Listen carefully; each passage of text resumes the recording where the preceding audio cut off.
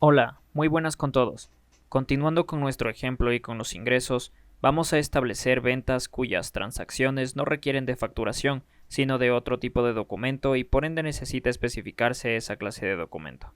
Bien, entonces vamos a establecer dos ejemplos. Para ello nos vamos a ingresos, ventas sin facturas.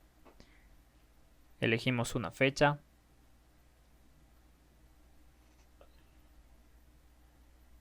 Asignamos.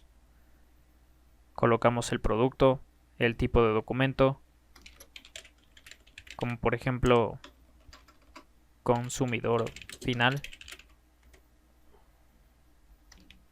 el nombre de un cliente,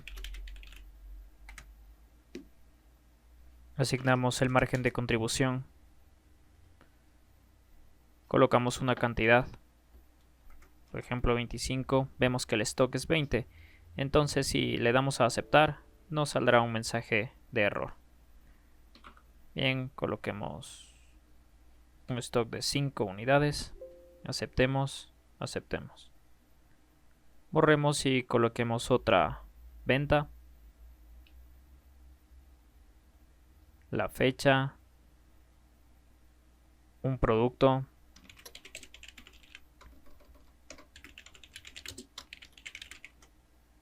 el documento, el nombre del cliente, su margen de contribución, le otorgamos la cantidad y saldrá el importe. Bien, aceptamos, cerramos. Ahora nos dirigimos a ver dónde se encuentran estas ventas y estas se encuentran en la base de datos de ingresos junto a las facturas